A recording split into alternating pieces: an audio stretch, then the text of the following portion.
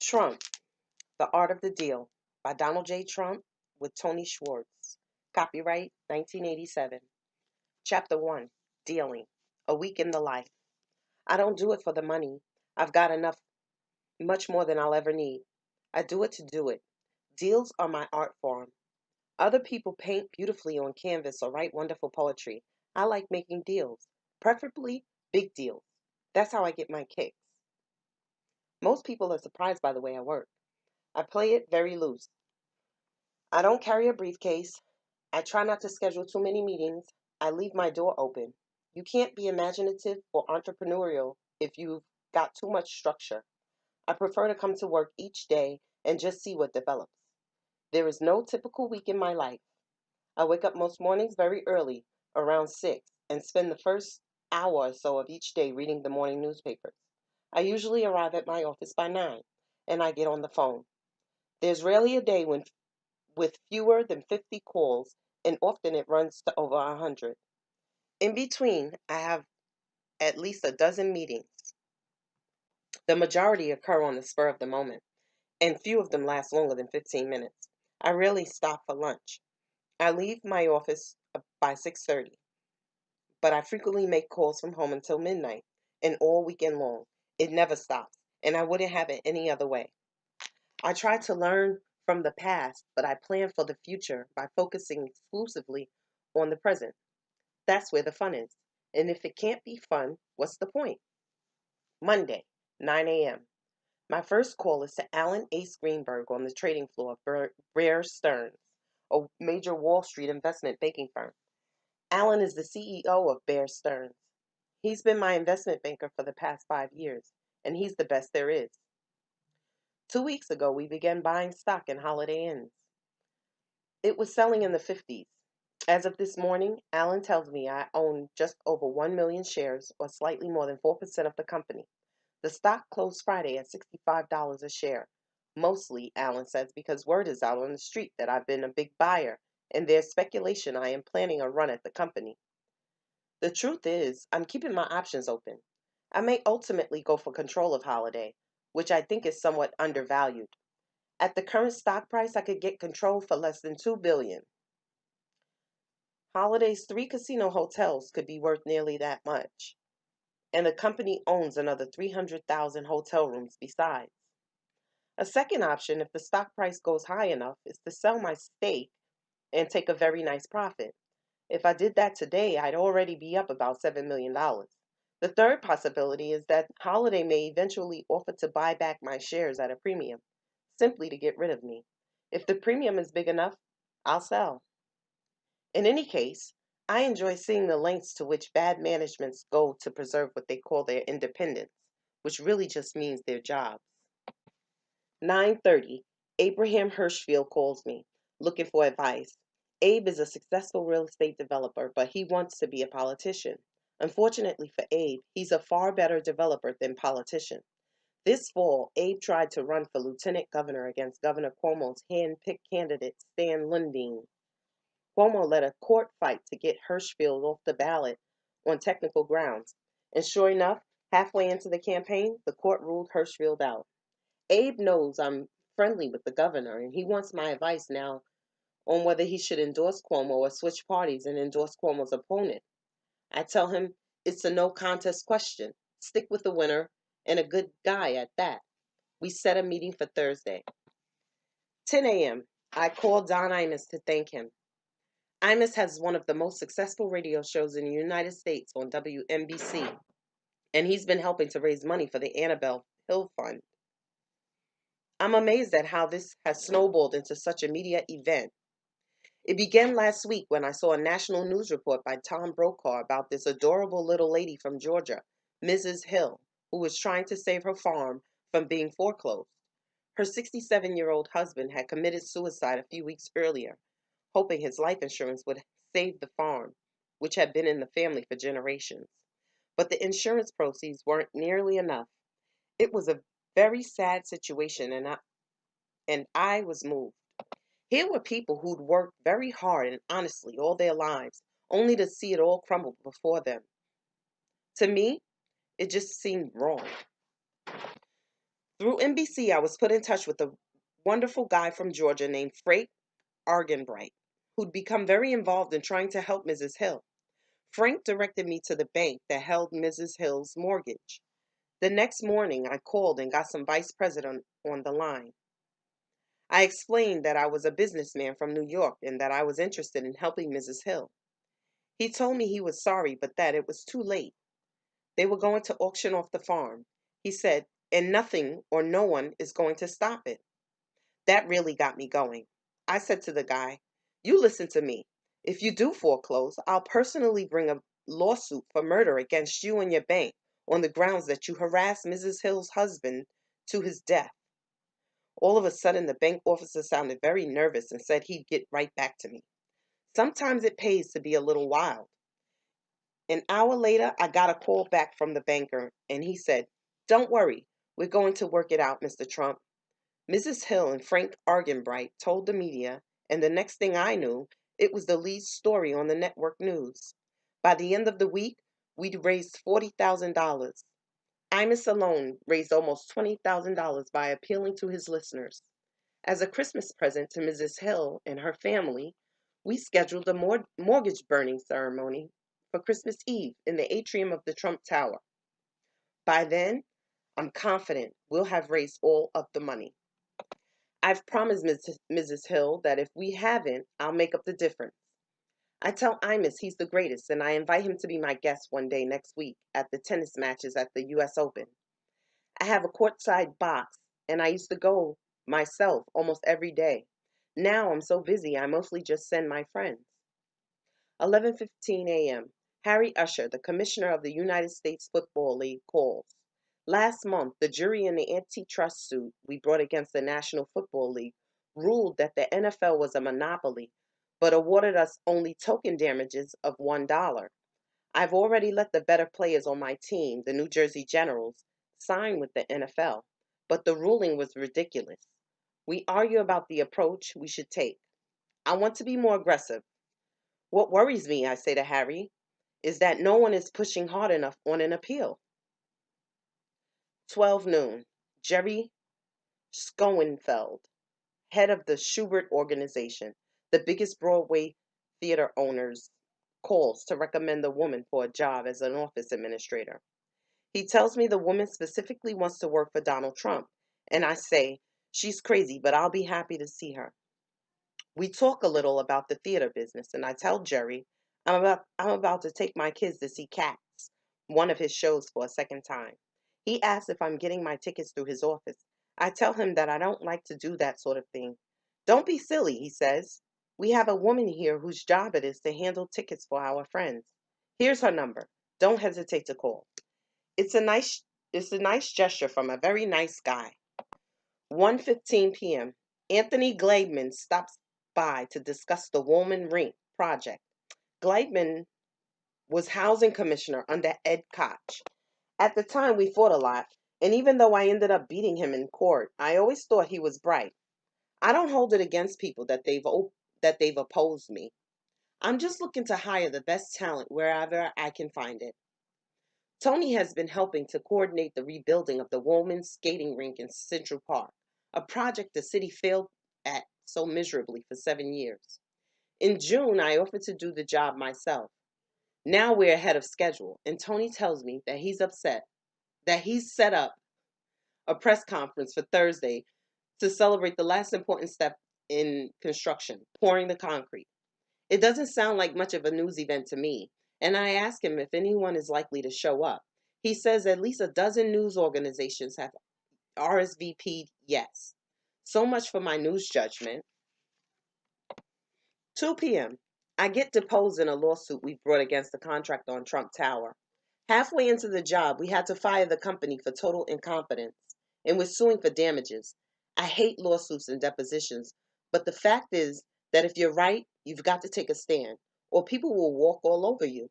In any case, there's no way I could avoid depositions, even if I never brought a lawsuit myself. Nowadays, if your name is Donald Trump, everyone in the world seems to want to sue you. 3 p.m. I asked Norma Forderer, my executive assistant, and the person who keeps my life organized to bring me lunch, a can of tomato juice. I rarely go out because mostly it's a waste of time. 3:15 p.m. I put in a call to Sir Charles Goldstein. He's out and I'll leave a message. He's a successful real estate attorney, but not one of my favorites. I'm pretty sure Charlie Goldstein is from the Bronx, but he's a very pompous guy and has a tendency to act like royalty. So I call him Sir Charles. Over the weekend, I heard that Lee Iacocca had hired Sir Charles to represent him on a deal in Palm Beach where Lee and I intend to be partners. Lee had no way of knowing about my past experience with Sir Charles. A while back, I was in the middle of making a deal with a guy who needed an attorney, and I recommended Sir Charles. The next thing I knew, Sir Charles was recommending to his client that he not make the deal with me. I couldn't believe it. The deal is to buy 2 condominium towers in the Palm Beach area. I own a house in Palm Beach, a spectacular place called Mar-a-Lago. And one day, last winter, when I was down for the weekend, I went out to have lunch with some friends. On the way, a pair of beautiful gleaming white towers caught my eye. I made a couple of calls. It turned out they'd been built for about 120 million, and a major New York bank had just foreclosed on the developers. The next thing I knew, I was making a deal to buy the project for 40 million. A mutual friend, William Fugazi, first mentioned that Lee and I should do a real estate deal together. I think Lee is an extraordinary businessman who has done wonders in turning Chrysler around, and I also like him a great deal personally. So one thing led to another, and we began talking about the towers. It's a substantial investment, and I'm not certain Lee is absolutely sure yet when he wants to go forward. If that's the case, it occurs to me he's done the perfect thing by hiring an attorney I don't like. And that's precisely what I intend to tell Sir Charles when he calls me back. 3:30 p.m. I call my sister Marianne Barry to discuss a recent decision in a lawsuit we were contesting in Atlantic City. Marianne is a federal court judge in New Jersey, and her husband John is a talented attorney I have used on many occasions. Can you believe they ruled against us? I asked her. Marianne is very smart. She obviously knows a lot more about the law than I do, and she's as surprised as I am. I tell her that I've arranged to have all the materials from the case sent to John immediately because I want him to handle the appeal. 4 p.m. I go to our conference room to look at slides of potential Christmas decorations for the atrium in Trump Tower. The spectacular 6-story marble atrium has become one of the leading tourist attractions in New York City. More than 100,000 people a week come from all over the world to see it and shop in it, and it's now a symbol of the Trump organization. That's why I still get involved in details like what Christmas decorations we should use. I don't like most of what I'm shown. Finally, I see a huge and magnificent gold wreath for the entrance to the building and decide we should use just that. Sometimes, not often, but sometimes, less is more. 4:30 p.m. Nicholas Rebus, a New Jersey attorney who handled the licensing of both my Atlantic City casinos, calls to say he's about to leave for Sydney, Australia to pursue a deal I'm considering. He tells me it's a 24-hour flight, and I tell him I'm very glad he's going instead of me. The deal, however, may be worth the trip. The government of New South Wales is in the midst of choosing a company to build and operate what they envision as the world's largest casino. We're a front runner for the job, and Nick is going over to meet with the key government people. He tells me he'll call from Australia as soon as he has any news. 5:15 p.m. I call Henry Canisberg, the NBC executive in charge of choosing a new site for the network's headquarters. We've been courting NBC for more than a year, trying to get them to move to our West Side Yard site, 78 acres along the Hudson River that I bought a year ago, on which I've announced plans to build the world's tallest building. I know Henry has just been shown our latest plans for the site, and I'm following up. I mentioned that Bloomingdale's is dying to become the anchor store in our shopping center, which will give it real prestige. I also tell him the city seems very excited about our latest plans. Then I say we expect to get our preliminary approvals in the next several months. Königsberg seems enthusiastic. Before I get off, I also put in a plug for NBC's locating its office to the world's tallest building. Think about it, I said. It's the ultimate symbol. 5:45 p.m. My 9-year-old son Donnie calls to ask when I'll be home. I always take calls from my kids, no matter what I'm doing. I have two others, Ivanka, 6, and Eric, 3. And as they get older, being a father gets easier. I adore them all, but I've never been great at playing with toy trucks and dolls. Now, though, Donnie is beginning to get interested in buildings and real estate and sports, and that's great. I tell Donnie I'll be home as soon as I can, but he insists on a time. Perhaps he's got my genes. The kid won't take no for an answer. 6:30 p.m. After several more calls, I leave the office and take the elevator upstairs to my apartment in the residential part of the Trump Tower. Of course, I have a tendency to make a few more calls when I get home. Tuesday, 9 a.m. I call Ivan Boesky. Boesky is an arbitrageur, but he and his wife are also the majority owners of the Beverly Hills Hotel, and I've just read that he's decided to sell it. I have no idea when I call that just 2 weeks from now, Boesky will plead guilty to insider trading, and that the real reason he's eager to sell the hotel is that he needs to raise fast cash. My idea is to hire Steve Rubel and Ian Schrager, the creators of Studio 54 and the Palladium, to run the Beverly Hills Hotel for me. Steve's an incredible promoter, and he'd make the hotel hot as hell again. I get Boesky and tell him I'm very interested. He tells me Morgan Stanley and Company is handling the deal, and I will get a call from their people shortly. I like Los Angeles. I spent a lot of weekends there during the 1970s, and I always stayed at the Beverly Hills. But I won't let my personal preferences affect my business judgment. Much as I like the hotel, I'm interested in it only if I can get it for much better price than they're now asking. 9:30 a.m. Alan Greenberg calls. We've bought another 100,000 shares of Holiday, and the stock is up another 1.5 points. Trading is very active. I tell Alan I've heard that the top guys at Holiday are in a panic and that they're holding emergency meetings to discuss how to react to me. Alan says that he thinks Holiday will enact some kind of poison pill as a way of fending off any attempts I make at a hostile takeover. Our call lasts less than 2 minutes. That's one thing I love about Alan. He never wastes time. 10 a.m. I meet with the contractors in charge of building my 2,700 space parking garage and transportation center across the street from Trump Plaza on the boardwalk in Atlantic City. It's a $30 million job, and they're here to give me a progress report. They tell me we're on schedule and under budget. The garage will be ready in time for Memorial Day 1987, the biggest weekend of the year in Atlantic City, and it's going to increase our business enormously. Right now, we are doing well with virtually no parking. The new lot is located at the end of the main road leading to the boardwalk and is connected by the walkway to our casino. Anyone who parks in the garage funnels directly into our facility. 11 a.m. I meet with a top New York banker at my office. He's come to try to solicit business, and we have a general talk about deals I'm considering. It's funny what's happened. Bankers now come to me to ask if I might be interested in borrowing their money. They know it, a safe bet. 12:15 p.m. Norma comes in and tells me that we have to switch the Woolman Park Rink press conference from Thursday to Wednesday.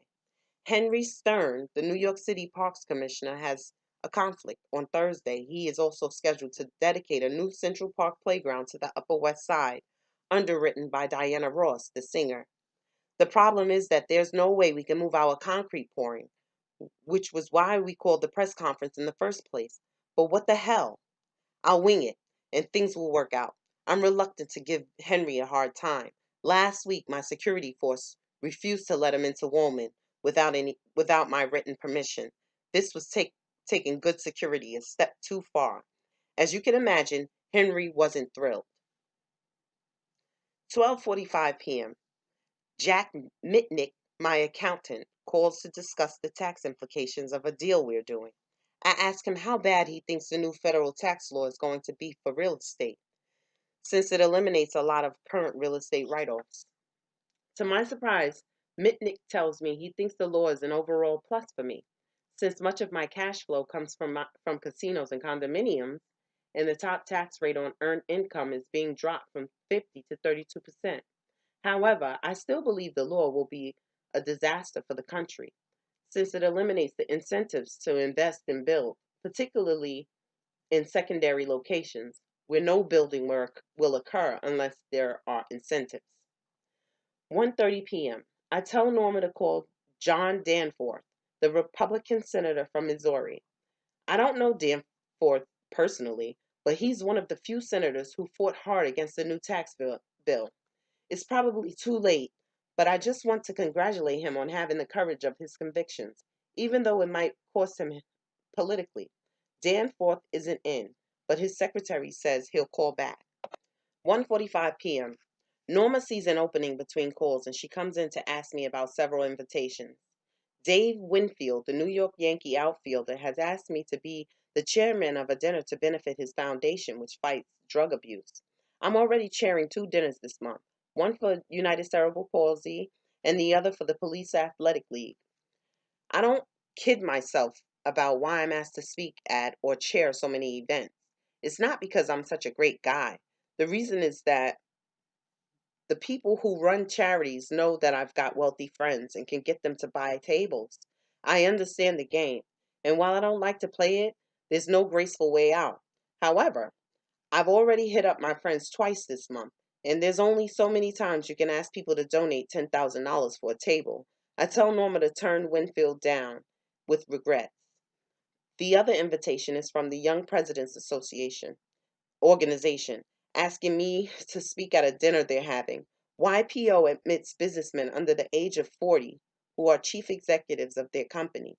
I turned 40 2 months ago, so in their eyes, I guess I now qualify as an elder statesman. Norma also asked me about a half a dozen party invitations.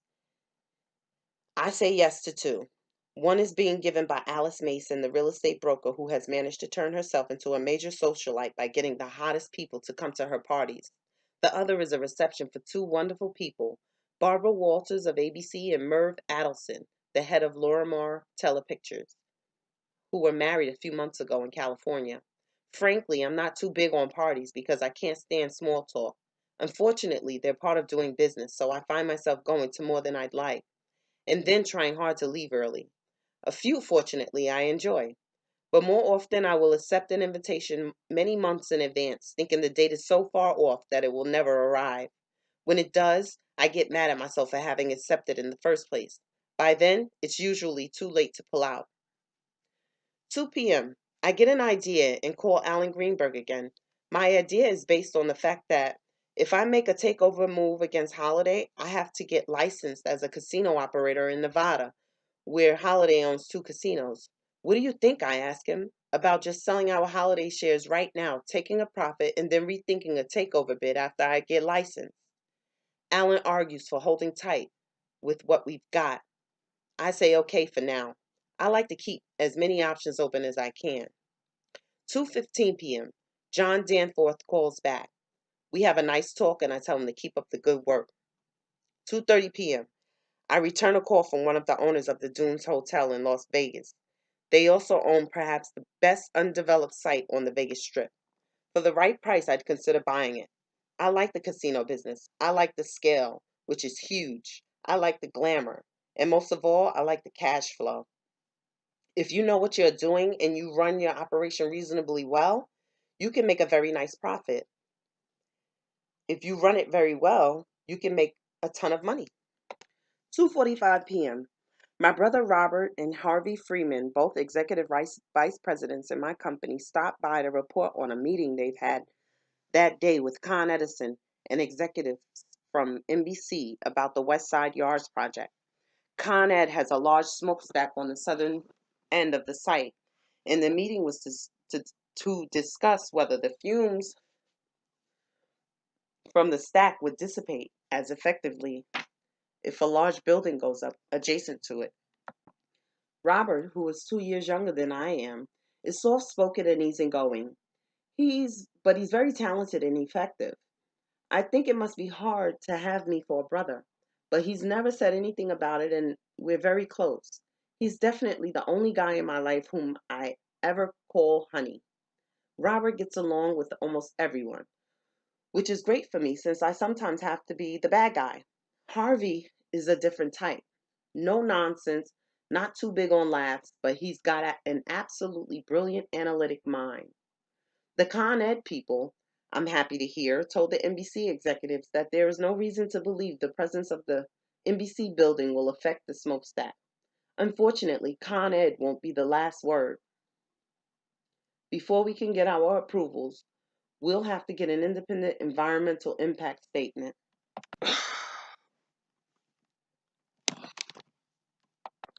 3:15. I call Herbert Sturz of the City Planning Commission, which will be the first city agency to approve or disapprove our latest plan for the West Side Yards. Sturz and his people are scheduled to have a preliminary look on Friday. He isn't in, so I'll leave a message with the secretary. I just say I'm looking forward to seeing him Friday morning. 3:20 p.m. Gerald Schrager calls. Jerry's a top attorney at Dreyer and Traub, one of the best real estate firms in the country, and he's handled nearly every one of my major deals since I bought the Commodore Hotel back in 1974. Jerry is more than an attorney. He's an absolute business machine, and he can see through to the essence of a deal as fast as anyone I know. We talk about the Holiday Inn situation and several other deals that are in various stages, like Allen Greenberg. Schrager isn't big on wasting time. We cover half a dozen subjects in less than 10 minutes. 3:30 p.m. My wife, Ivana, stops in to say goodbye. She's on her way to Atlantic City by helicopter. I like to kid her that she works harder than I do. Last year, when I bought my second casino from the Hilton Corporation, I renamed it Trump's Castle. I decided to put Ivana in charge. She's incredibly good at anything she's ever done, a natural manager. Ivana grew up in Czechoslovakia, an only child. Her father was an electrical engineer and a very good athlete. He started Ivana skiing very early. By the age of 6, she was winning medals, and in 1972, she was an alternate on the Czechoslovakian ski team at the Sapporo Winter Olympics. A year later, after graduating from Charles University in Prague, she moved to Montreal and very quickly became one of the top models in Canada. We met at the Montreal Summer Olympic Games in August 1976. I dated a lot of different women by then, but I'd never gotten seriously involved with any of them. Ivana wasn't someone you dated casually. 10 months later, in April 1977, we were married. Almost immediately, I gave her responsibility for the interior decorating on the projects I had underway. She did a great job. Ivana may be the most organized person I know. In addition to raising 3 children, she runs our 3 homes, the apartment in Trump Tower, Mar-a-Lago, and our home in Greenwich, Connecticut. And now she also manages Trump's Castle, which has approximately 4,000 employees. The castle is doing great, but I still give Ivana a hard time about the fact that it's not yet number one. I tell her she's got the biggest facility in town, so by all rights it should be the most profitable. Ivana is almost as competitive as I am, and she insists she has a disadvantage with the castle. She says she needs more suites. She isn't concerned that building the suites will cost $40 million. All she knows is that not having them is hurting her business and making it tougher for her to be number one. I'll say this much, I wouldn't bet against her. 3:45 p.m. The executive vice president for marketing at the Cadillac division of General Motors is on the phone. He's calling at the suggestion of his boss, John Grettenberger, the president of the Cadillac Motors division, whom I know from Palm Beach. Cadillac, it turns out, is interested in cooperating in the production of a new super stretch limousine that would be named the Trump Golden Series. I like the idea. We set a date to sit down and talk in 2 weeks. 4 p.m.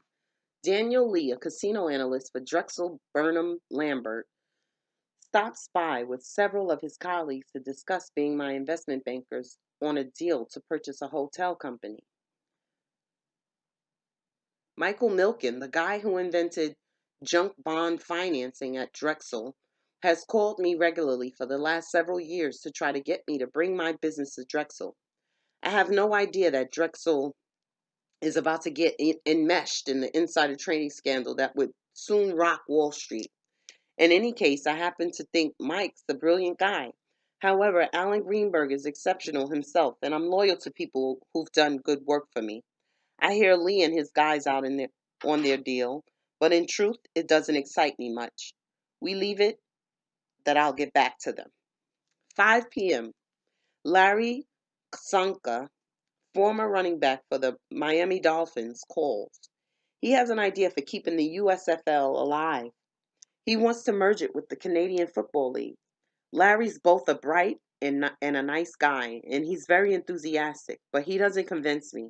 If the USFL couldn't get off the ground with the players like Herschel Walker and Jim Kelly, how is Canadian football with a lot of players nobody has heard of going to help?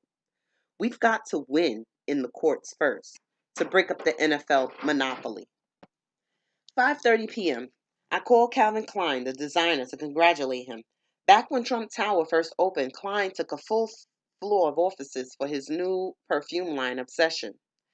It did so well that within a year he expanded to a second floor. Now he's doing better than ever, so he's taking over a third floor. I have a lot of admiration for Calvin, and I tell him so. He's a very talented designer, but he's also a very good salesman and businessman. And it's the combination of those qualities that makes him so successful. 6 p.m. I draft a letter to Paul Goldberger, architecture critic of the New York Times. A week ago, in a Sunday column, Goldberger gave a great review to the design of Battery Park City, the new development in Lower Manhattan. He also called it a stunning contrast to what he claimed we're doing with the Television City project at the West Side Yards. In other words, he killed us. There's just one catch. We're in the middle of designing our project with new architects and concepts, and nobody, including Goldberger, has seen our new plan. He was knocking a design he hadn't even looked at yet. Dear Paul, I write, your recent article is an obvious setup in preparation for the negative review you intend to do on Television City. No matter how great it is, just think, if you are negative enough, which I'm sure you will be, you might even help convince NBC to move to New Jersey. My people keep telling me I shouldn't write letters like this to critics. The way I see it, critics get to say what they want to about my work, so why shouldn't I be able to say what I want to about theirs? Wednesday, 9 a.m. I go with Ivana to look at a private school for my daughter. If you had told me 5 years ago that I'd be spending mornings looking at kindergarten classrooms, I would have laughed. 11 a.m. I have a press conference for the Woolman Rink. When I get there, I'm amazed. There are at least 20 reporters and photographers milling around. Henry Stern, the park's commissioner, goes to the microphone first, and he is very complimentary to me. He says that if the city had tried to undertake the current renovation by itself, we would now be awaiting Board of Estimate approval for what Donald Trump has already done. When it's my turn, I explain that we've laid 22 miles of pipes, that they've all been thoroughly tested and there are no leaks, that the project is ahead of schedule by at least a month and under budget by about 400,000. I also announced that we've set a grand opening for November 13th and that we have a show planned for that day, which will include most of the world's great skaters. After I finish the reporters ask a million questions. Finally, Henry and I step down into the rink. If we can't have a real concrete pouring, at least we'll have a ceremonial one. A couple of workmen pull over a wheelbarrow full of wet concrete and point it downward toward us. Henry and I shovel some concrete onto the pipes while the photographers click away. As many times as I've done these things, I have to say I still find them a little ridiculous. Think of it, a couple of guys in pinstripe suits shoveling wet concrete. But I like to be accommodating. As long as they want to shoot, I'll shovel. 12:45 p.m. The minute I get back to my office, I start returning calls. I want to get as much done as I can now because I have to leave early for Trenton to attend a retirement dinner for a member of the New Jersey Casino Control Commission. The first person I call back is Arthur Barron, the president of Gulf and Westerns Entertainment Group, which includes Paramount Pictures. Martin Davis, the chairman of G&W, has been my friend for a long time, and Barron apparently called in response to a letter I wrote to Marty 2 weeks ago. In the letter, I explained to Marty that I recently purchased a fantastic site and was in the midst of designing a building with 8 motion picture theaters at its base, and I wondered if he might be interested in making a deal for them. As you are aware, I wrote, there is no one I would rather do business with than Marty Davis. That happens to be true, for Martin Davis is a truly talented man. But there are also a dozen other companies who would kill to have 8 theaters in a top location.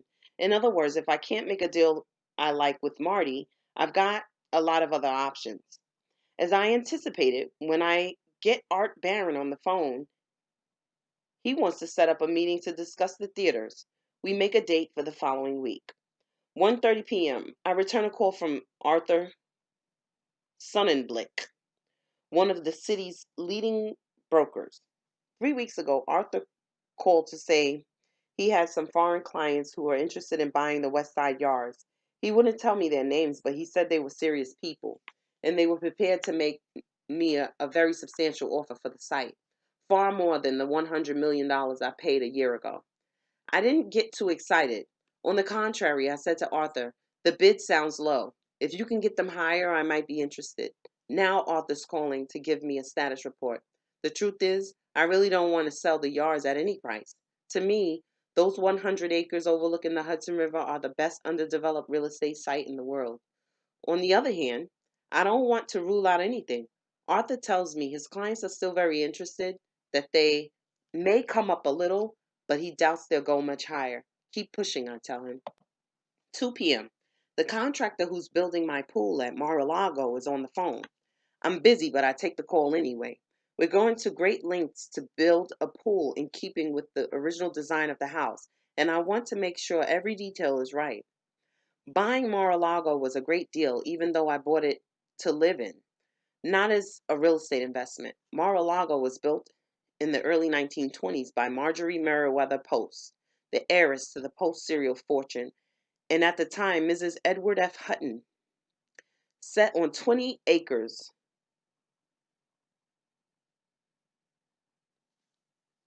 that faced both the Atlantic Ocean and Lake Worth.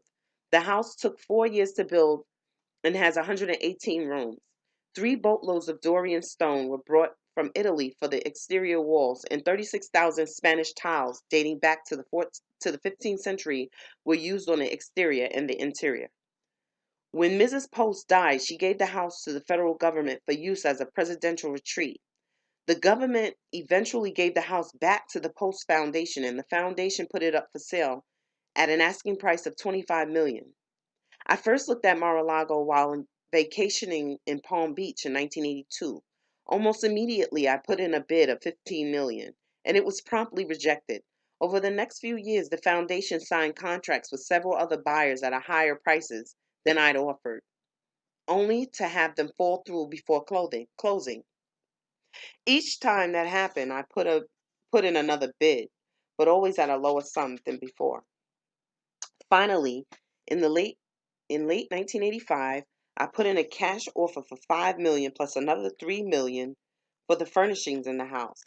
Apparently, the foundation was tired of broken deals. They accepted my offer, and we closed 1 month later. The day the deal was announced, the Palm Beach Daily News ran a huge front page story with the headline, Mar-a-Lago's Bargain Price Rocks Community. Soon, several far more modest estates on property a fraction of Mar-a-Lago's size sold for prices in excess of $18 million. I've been told that the furnishings in Mar-a-Lago alone are worth more than I pay for the house. It just goes to show that it pays to move quickly and decisively when the time is right. Upkeep of Mar-a-Lago, of course, isn't cheap.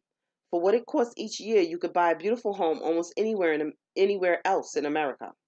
All of which is a long way of explaining why I take this call from the pool contractor. He has a small question about the matching of the Dorian stone we're using for the decking, and I care about every detail when it comes to Mar-a-Lago.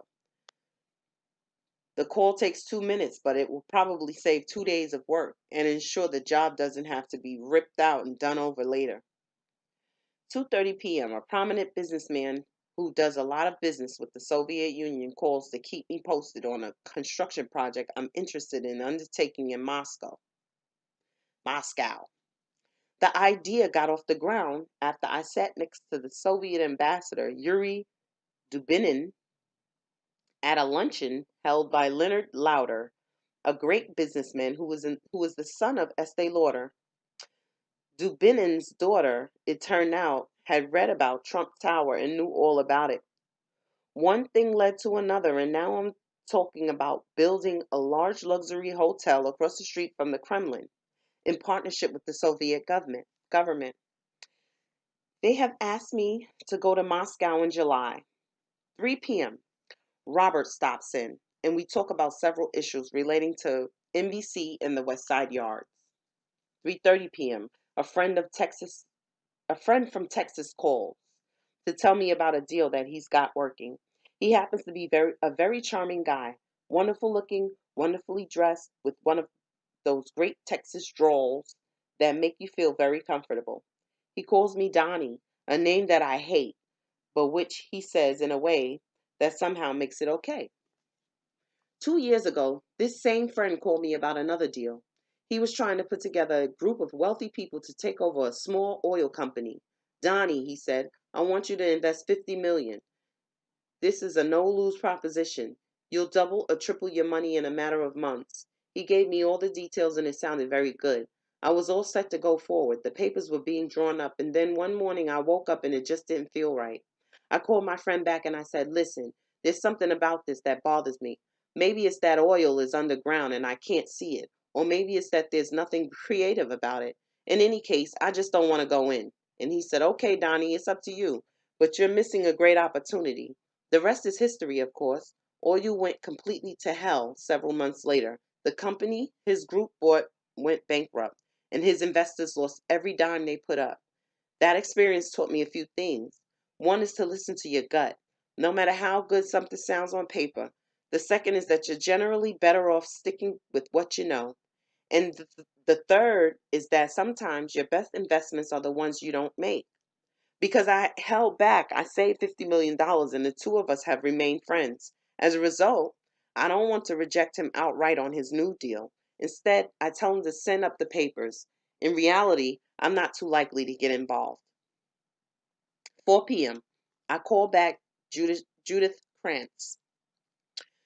You've got to give it to her. How many authors have written 3 number 1 best-selling books in a row? She also happens to be a very nice woman. Trump Tower is the setting for her latest novel, I'll Take Manhattan, and I'm a character in the book. At Judy's request, I agreed to play the role of myself in a scene from the miniseries based on her book and filmed at Trump Tower. Now Judy is calling to say that the scene with Valerie Bertinelli came off well. I'm happy to hear it, although I'm not about to quit my day job. Still, I figure it's not a bad way to promote Trump Tower on national television in a miniseries that runs during Sweeps Week, and it's virtually guaranteed to get a huge national ratings. 4:30 p.m. My last call is to Paul Hallingby, a partner at Bear Stearns who handled the $550 million in bond issues we did successfully for our 2 casinos in Atlantic City during 1985. Now we're talking about setting up something called the Trump Fund, through which we'd buy distressed and foreclosed real estate, particularly in the Southwest, at bargain basement prices. Hallingby tells me that he's putting together a prospectus and that he's confident we'll easily be able to raise $500 million in a public offering. What I like about the deal is that I'd retain a large equity position in any purchase we made, but I wouldn't be at any personal risk. In the event that any of the deals went bad, what I don't like is the idea of competing with myself. What happens, for example, if I see a piece of distressed property that I want to buy on my own, but that might also be good for the fund? In any case, I'll look at the prospectus. 5 p.m. I'm driven to the 60th Street heliport in time to catch a helicopter to be in Trenton for cocktails at 5:30 p.m. Thursday, 9 a.m. I sit down with Abe Hirschfield. Basically, Abe feels hurt that Governor Cuomo personally led a fight to push him off the ballot. I tell Abe I understand how he feels, but the governor is a good guy, and that in any event, it would look ridiculous for Abe, who is a Democrat, to suddenly turn around now and endorse a Republican. I also point out that, as a practical matter, Cuomo is going to win re-election by a landslide, and that it's a lot better to side with a winner than a loser. Abe is a pretty stubborn guy. But finally, he says, "Look, why don't you get the governor to call me?" I tell him I'll do my best. Abe has always been considered difficult, but I like him and his family a lot. 10:15 a.m. Alan Greenberg calls. The market is down 25 points less than an hour after opening. Alan tells me everyone's a seller and that nearly all stocks are down, but that Holiday is holding firm. I can't decide whether I should be happy or sad. Part of me wants Holiday to drop off so I can buy more at a better price. The other part of me wants it to go up because at this point, every time the stock rises a point, I make a lot of money. Easy. 10:30 a.m. Harvey Myerson, the attorney who handled our USFL antitrust case, comes in for a meeting. Harvey is an incredible trial lawyer. He took a case in which no one gave us a prayer going in, and he managed to win on antitrust grounds, even though we were awarded only token damages. Even so, I wondered, since the trial, whether perhaps Harvey was just a little too sharp for some of the jurors. Every day he'd show up in one of his beautiful pinstripe suits with a little handkerchief in his pocket, and I'm just not sure how well that went over. Overall, I think he did as good a job as anyone could, and I still believe he's our best hope on the appeal. One thing I like about Harvey is his enthusiasm. He's still absolutely convinced he's going to win the appeal. 11:30 a.m. Stephen Hyde calls. Stephen Hyde calls. After I brought out Holiday Inn's interest in the Trump Plaza Hotel, the casino in Atlantic City, and took over the management in June, I hired Steve to run the facility. Steve had been working as a vice president for Stephen A. Wynn at the Golden Nugget. Wynn is one of the best gaming guys around, and my philosophy is always to hire the best from the best. After a long-running negotiation, I offered Hyde a bigger job and more money, and he said yes. I think he also liked the idea of working for me, and he didn't mind leaving Steve Wynn. Wynn is very slick and smooth, but he's also a very strange guy. A couple of weeks ago, he called and said, "Donald, I just wanted to let you know that my wife and I are getting divorced." So I said, "Oh, I'm sorry to hear that, Steve." He said, "Oh, don't be sorry. It's great. We're still in love. It's just that we don't want to be married anymore. In fact, she's right here with me. Do you want to say hello?" I politely declined. Hyde is calling to report on the August figures for the plaza, which just came in. He tells me that gross operating profit was just over $9,038,000 compared with $3,438,000 for the same period a year ago, when I was still partners with Holiday Inns and they were managing the facility. Not too bad, I say to Steve, considering we still don't have any parking. Still, I can't resist razzing him a little. "Now, all you've got to do is get the hotel in mint condition. I'm a stickler for cleanliness, and the last time I visited the hotel, I wasn't totally happy. We're working on it, Donald, Steve says good-naturedly. It's already improving. 12 noon. I walk over to Woolman Rink. I watch the pouring of the concrete. This morning, all of the papers had stories about our press conference. When I get to the rink, it's surrounded by a convoy of cement trucks lined up as if they're in a military operation. HRH, the construction company in charge of the project, has done a fantastic job moving things along. But this has to be the most incredible sight yet. Thousands of pounds of wet concrete being poured from truck after truck into this huge rink. It's like watching the world's biggest cake get iced.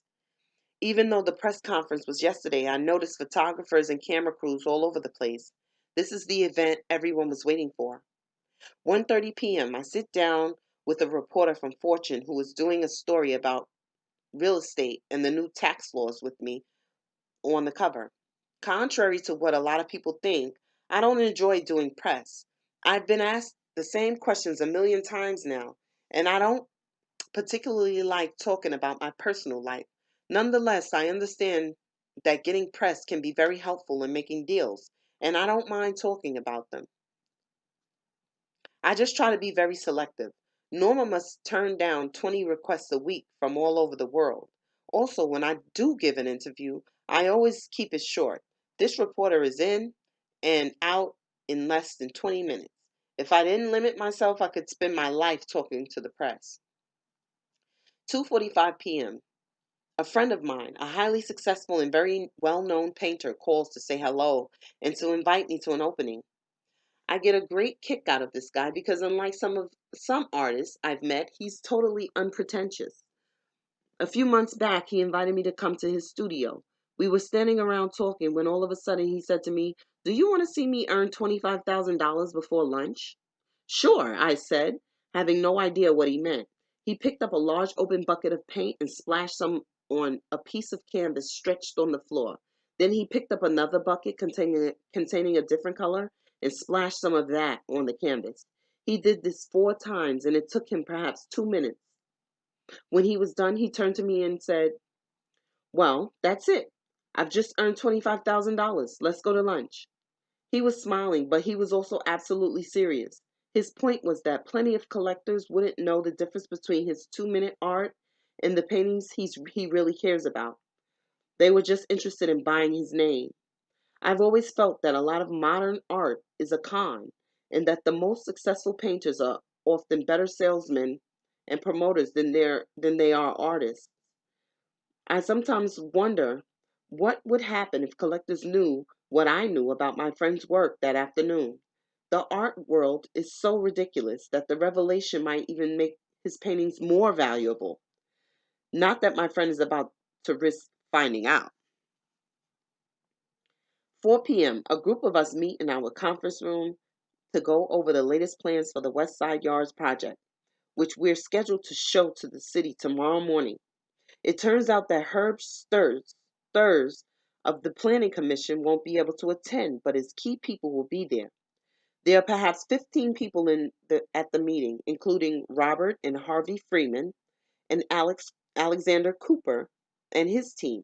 Alex is the architect city planner I hired 2 months ago to take over the design of the project.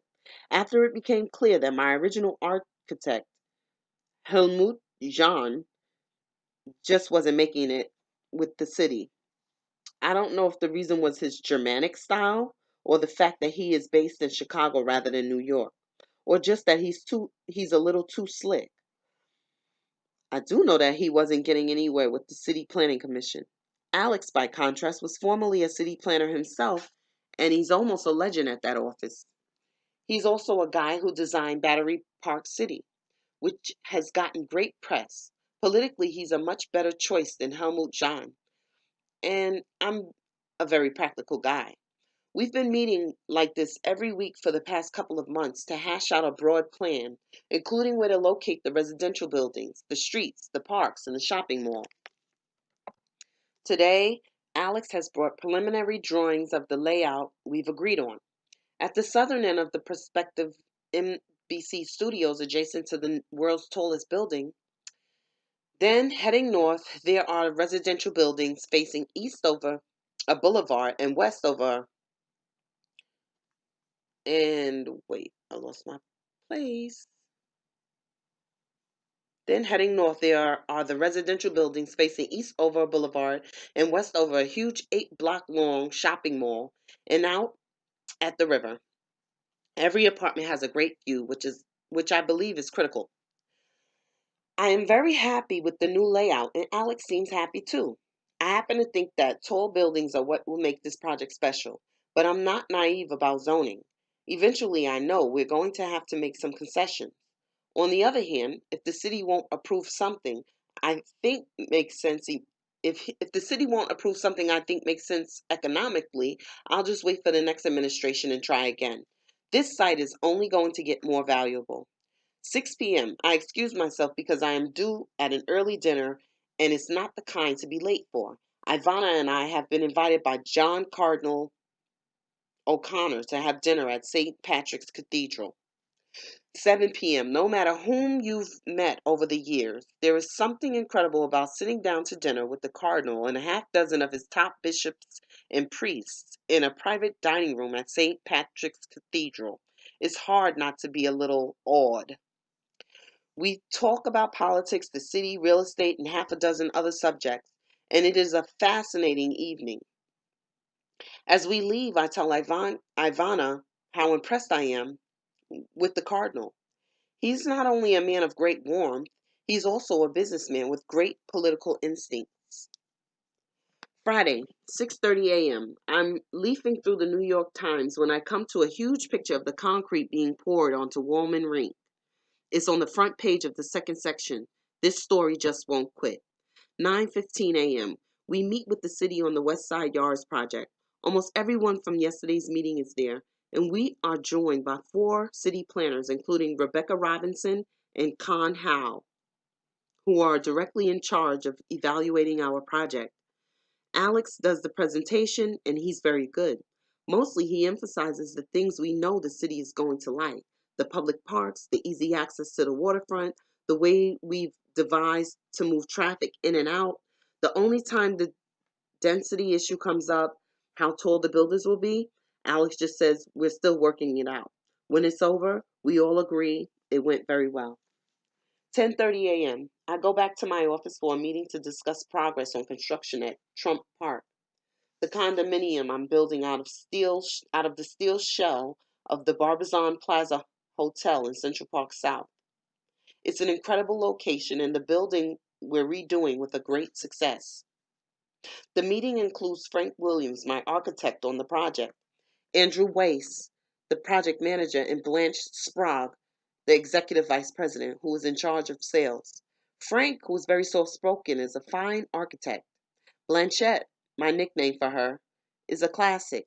She's got a mouth that won't quit, which is probably why she's so good at sales. I like to tell her that she must be a very tough woman to live with.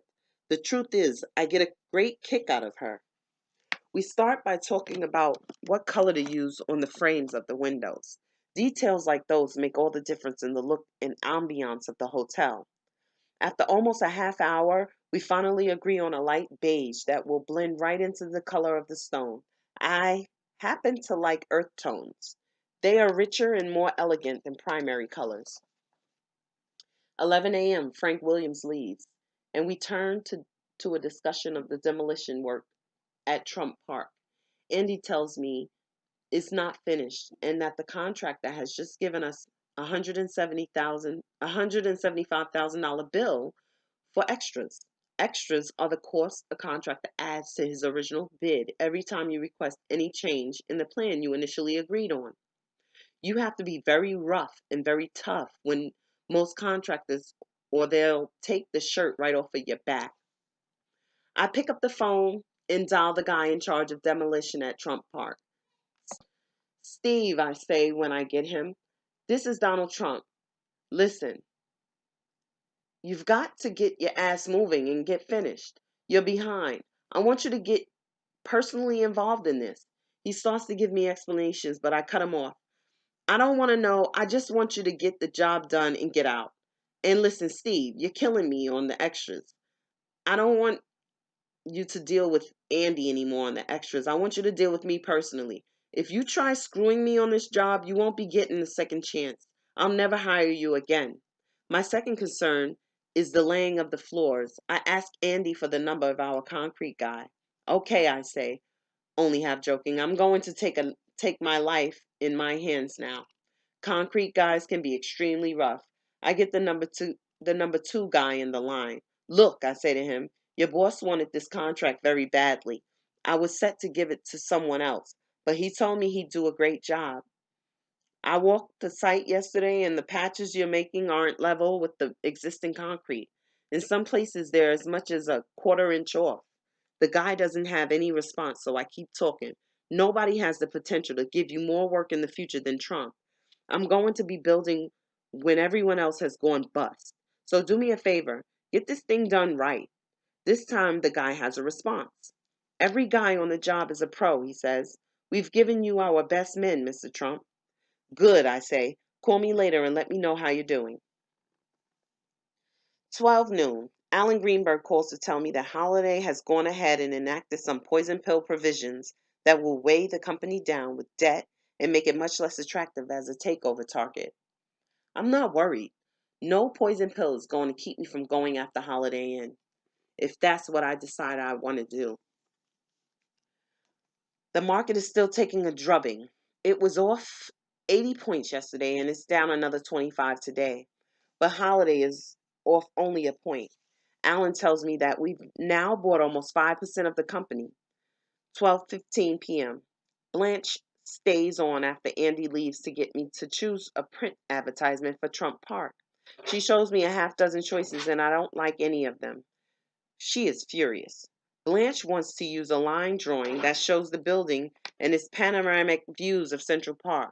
I like the idea of a line drawing, I tell her, but I don't like these. Also, I want a drawing that shows more of the building. Central Park is great, but in the end, I'm not selling a park. I'm selling a building and apartments. 12:30 p.m. Norma comes in carrying a huge pile of forms I have to sign as part of my application for a Nevada gaming license. While I'm signing, Norma asks who I want to use as a character references. I think for a minute and I tell her to put down General Pete Dawkins, a great Army football hero, a terrific guy, and a good friend who's now an investment banker at Shearson. Benjamin Halloway, chairman and CEO of Equitable Real Estate Group, and Conrad Stevenson of Chase Manhattan Bank. Also, I tell Norma, put down John Cardinal O'Connor. 12:45 p.m. Ivana rings. She's in the office and wants me to go with her to see another school we're considering sending our daughters to next fall. Come on, Donald, she says. You haven't gotten anything else to do. Sometimes I think she really believes it. Actually, honey, I'm a little busy right now, I tell her. It doesn't work. 3 minutes later, she's in my office tugging at my sleeve. I finish signing the forms and we go. 2:30 p.m. Bill Fugazi calls. I like to call him Willie the Fug, but he doesn't seem to appreciate it. Fugazi's business is limousines, and he really should have been a broker. The guy knows everyone. He's one of Lee Iacocca's best friends, and he's the person who recommended to the Cardinal that he meet with me to discuss real estate and get to know each other better. Fugazi asked me how dinner went last night at St. Paul's, and I tell him it went great. Before we hang up, we set a golf date for the weekend. 2:45 p.m. John D'Alessio, the construction manager on my triplex in Trump Tower, comes by to discuss the progress. He is carrying drawings, except for the third floor where the kids are and the roof, where someday I'm going to build a park 68 stories up. I've gutted the whole apartment. In truth, I've gone a little overboard. First of all, I practically doubled the size of what I have by taking over the adjacent apartment. What I'm doing is about to close. Wait, what I'm doing is about as close as you're going to get in the 20th century to the quality of Versailles. Everything is made to order, For example, we had the finest craftsmen in Italy hand carve 27 solid marble columns for the living room. They arrived yesterday and they're beautiful. I can't afford the finest workmanship. And when it comes to my own apartment, I figure why spare any expense? I want the best, whatever it takes. I look over the drawings with John and mark up a few changes. Then I ask him how the job is going. Not bad, he said. We're getting there. Well, push, John, I said. Push hard. 3:30 p.m. A Greek shipping magnate is on the line. How's the shipping business? I asked. He tells me he has the deal he'd like to discuss. He doesn't say what it is, but with certain people, you don't ask. If it wasn't big, I assume he wouldn't waste my time. We set a date. 4 p.m. I get a call from a guy who sells and leases corporate airplanes. I've been considering buying a G4, the jet that most corporations use. I tell the guy on the phone that I'm still interested in a plane, but that he should keep his eye out for a 727, which is what I really want. 4:30 p.m. Nick Rebus calls from Australia. He tells me things are going very well on our negotiations to be designated builder and operator of the world's largest casino. Nick fills me in on the details and says that we should know more by the following Monday. Sounds great, I tell him. Call me before you fly back. Norma tells me that David Letterman, the talk show host, at 4:45 p.m., Norma tells me that David Letterman, the talk show host, is downstairs in the atrium of Trump Tower filming a day in the life of two out-of-town tourists. He'd like to know if they could stop up and say hello. I almost never stay up late enough to watch Letterman, but I know he's hot. I say sure. 5 minutes later, Letterman walks in along with a cameraman, a couple of assistants, and a very nice looking married couple from Louisville. We kid around a little, and I say what a great town I think Louisville is. Maybe we should all go in together on a deal there. Letterman asks me how much an apartment goes for in Trump Tower. I tell him that he might be able to pick up a one bedroom for 1 million. Tell me the truth, Letterman says after a few minutes of bantering. It's Friday afternoon. You get a call from us out of the blue. You tell us we can come up. Now you're standing here talking to us. You must not have much to do. Truthfully, David, I say, you're right. Absolutely nothing to do.